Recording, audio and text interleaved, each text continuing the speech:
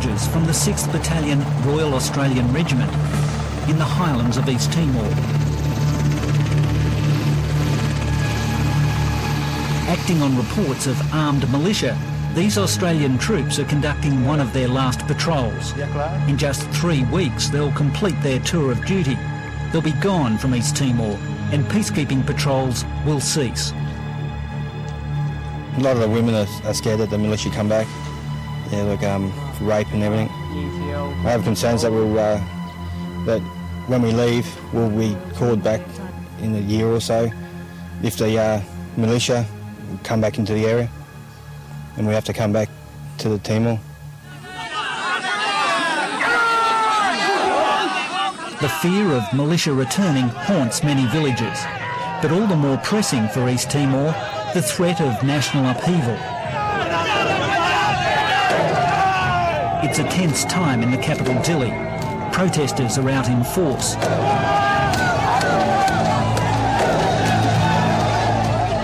After 400 years of Portuguese colonial rule and more than 20 years of Indonesian occupation, the people of East Timor are demanding a better life.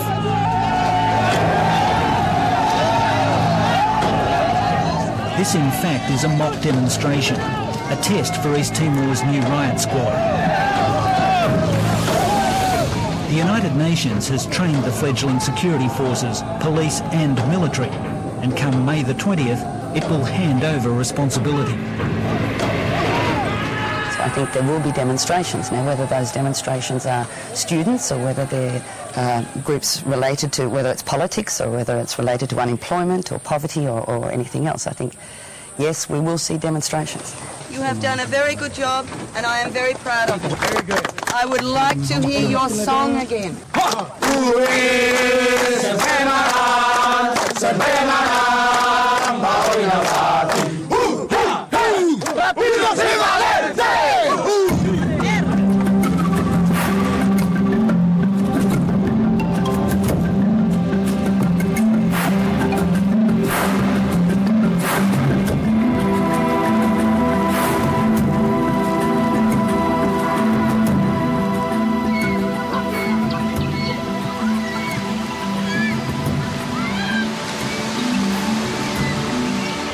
As peaceful and placid as it looks here in Dilly, the world's newest nation faces a fragile and uncertain future. With the bulk of the United Nations peacekeeping force soon to leave, there's growing anxiety about the return of the old militias. There's also a split in the ranks of the military. Many of the Falentil guerrillas who fought to liberate their country have been overlooked and shunned.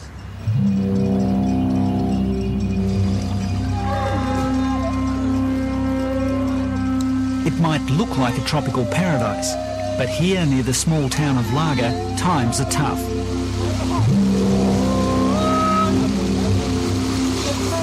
Like most of East Timor, it's dirt poor. 2 out of every 5 people live on less than $1 a day. Half are without safe drinking water, and 3/4 don't have electricity.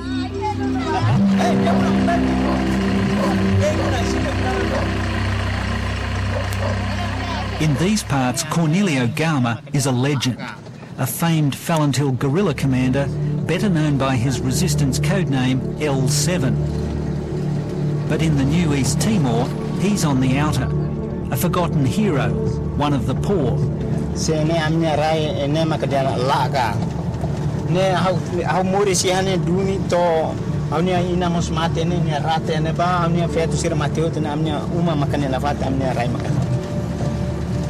And it's here Australia and East Timor first forged a friendship through mutual sacrifice and support. Depois fui no japonês mai, Hamutipalio sai da Austrália, a guerrilla contra o Japão, depois fui no outro.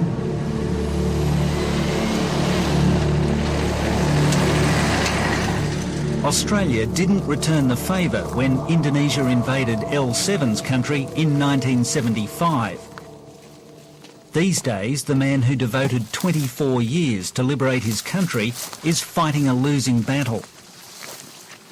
Despite his heroic war deeds, there's been little recognition and even less compensation. Army hanessa husuba governos lá atende amto agora daukune am saiti anessa e mai da que lavale batir nem governos lá reconhecem. The corn L7 planted last year has been ravaged by drought.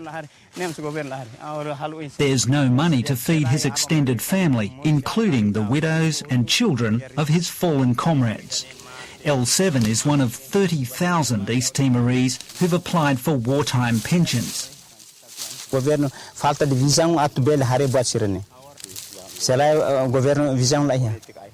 Tam ida oho amine sai fale bot ami be liberta sira oho amine sai dia ami be at liberta nasan ami sai fale atane am la koi ne posição governo sida dia.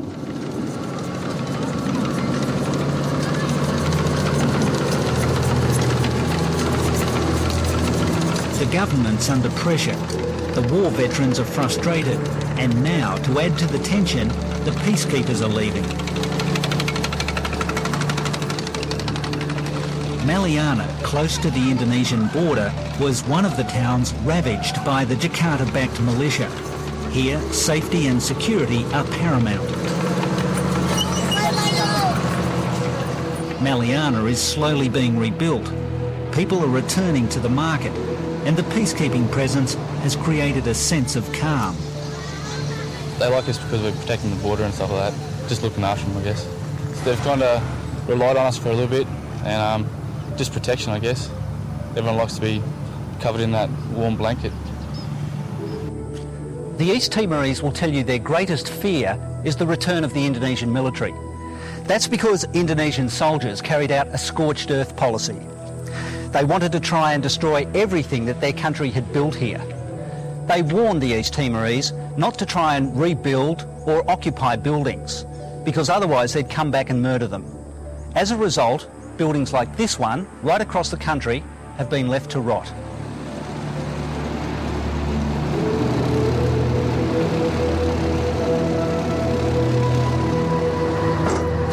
Hanoi ini be sebelumnya sampai situasi sedia kalau Malaysia bahagia kali telah tanya. Kami be tahu milisi sirah. Depois tahu milisi sirah mai tiada. Misalnya Indonesia bela kompani sirah mai, tambah kami frontiernya tahu dengan dia.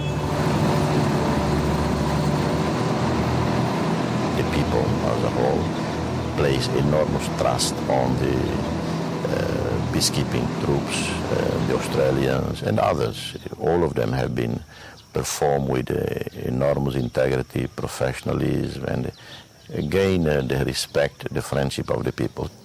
East Timor's Foreign Minister Jose Ramos Horta readily understands the commonly held fears. But according to the latest strategic assessment, the militia no longer rank as the major threat. Militia threat has receded significantly, but I also have to say that peace is still fragile.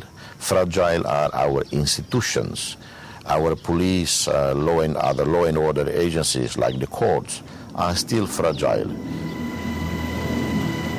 Since independence, Australia has become a key ally. General Peter Cosgrove and his troops have played a vital role in securing the country. General Cosgrove has come to know the country intimately, having led the first Australian contingent into East Timor almost 5 years ago. Australia's peacekeeping force involvement here in Timor will still be seen as the best peacekeeping operation the UN can remember. Overall, East Timor has been Australia's biggest overseas military commitment since Vietnam, and the departure of the Australian peacekeepers is an emotional issue.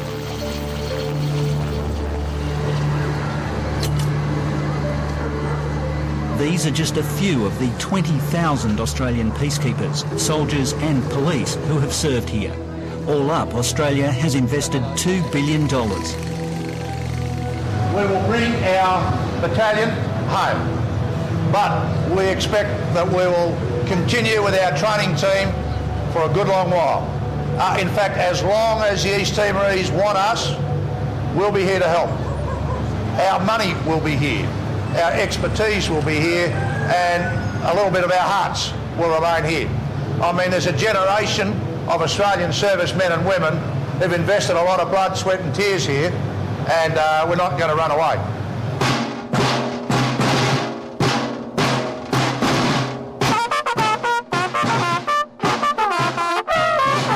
For the East Timorese, Australia's pledge of support is important. Today, a new generation of soldiers is being honoured.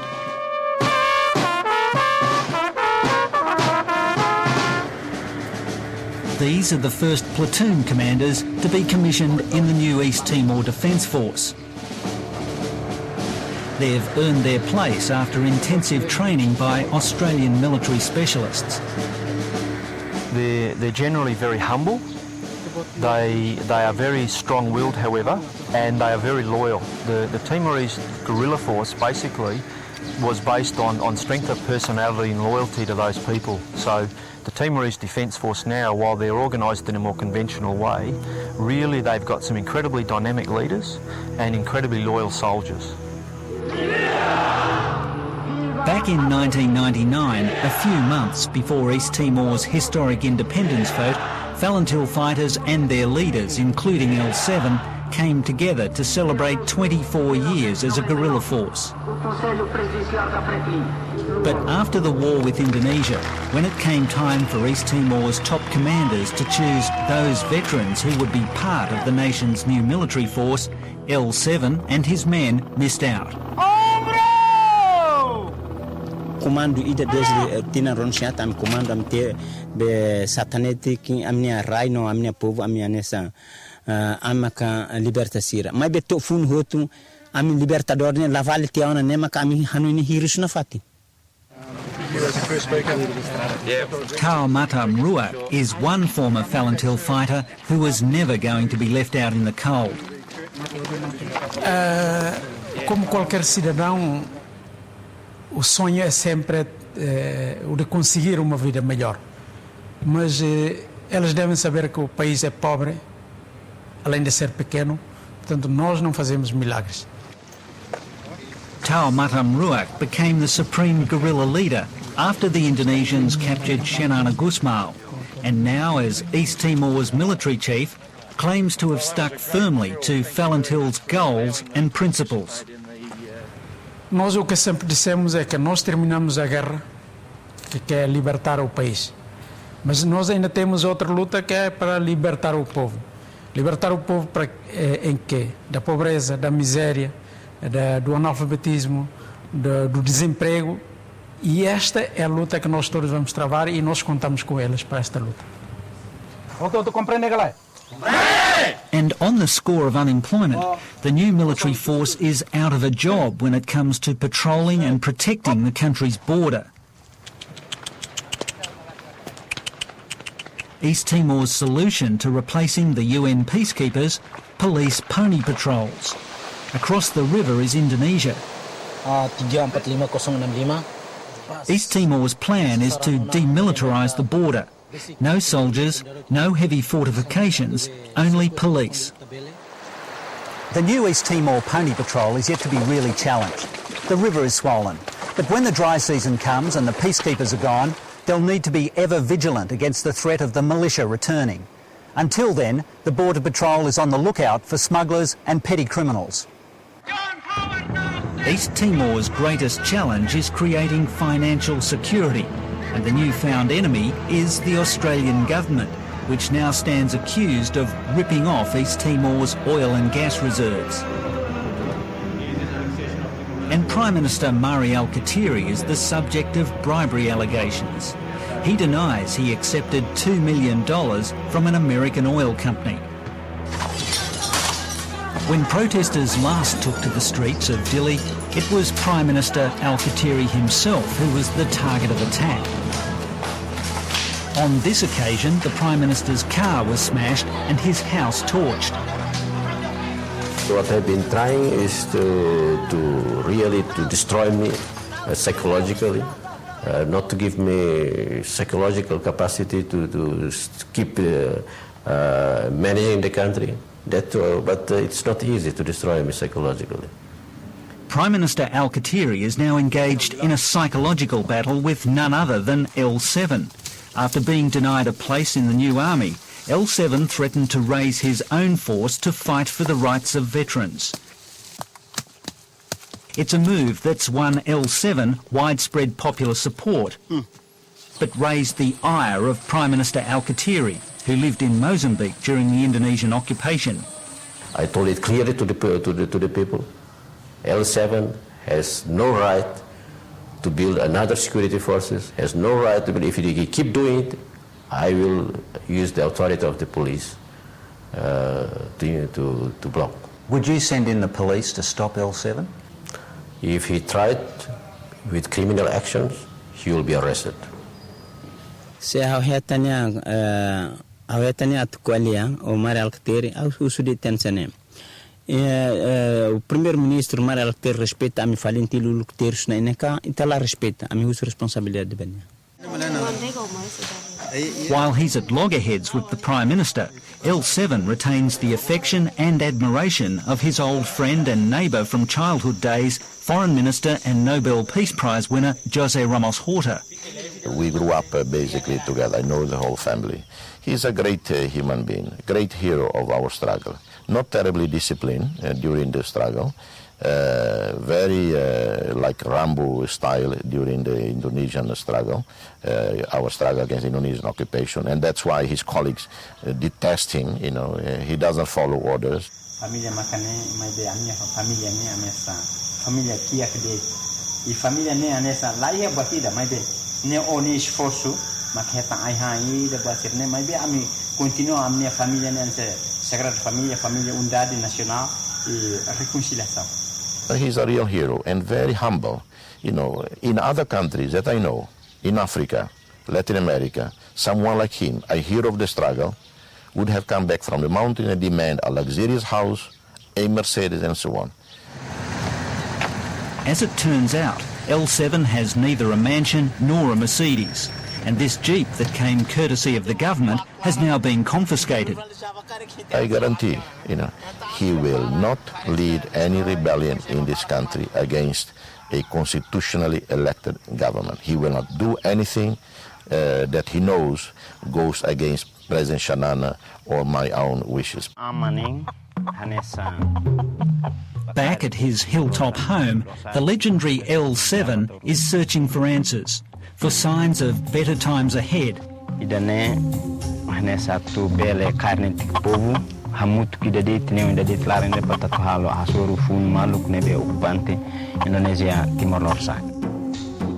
During his jungle years, L7 founded a quasi-religious sect, Sagrada Familia, a fusion of animist and Catholic practices.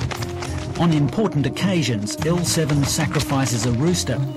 The intention is to honour ancestors and gain divine guidance.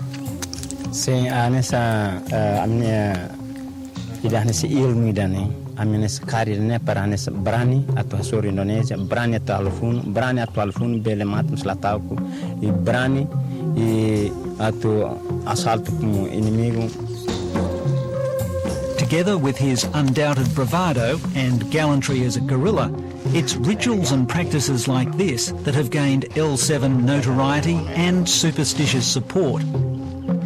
L7 is, he actually believes in spirits. He believes in the power of magic.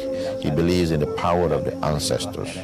And the fact he survived, so many ambushes, survived so many fights with the Indonesians over the years. It reinforced only the people's perception of him as someone who cannot be killed by a bullet. Sirane, me tansir sirane, ne sirane, ne kilat musandete, mas nunca furau ne isi. Tamba magic ne ta. The power of magic is not unique to the legendary L7. For General Peter Cosgrove, who led the Australians on this historic peacekeeping venture, this honour from East Timor's military chief Tau Matam Ruak, and a traditional title of the highest order, Whahorai Lulik, or Magic Python. I'm most honoured. I am most honoured. I thank you very much indeed, because this symbol means that I have been accepted as a member of the family. I think the time has come for the magic python to get into his aeroplane. Okay. For all the camaraderie between the generals, the battle is now on over oil and gas fields worth billions of dollars. Thanks very much indeed, Commander. We'll see you again. All the best. As Australia's peacekeepers prepare to leave, East Timor's future will continue to rely upon Australia's sense of fair play and generosity of spirit.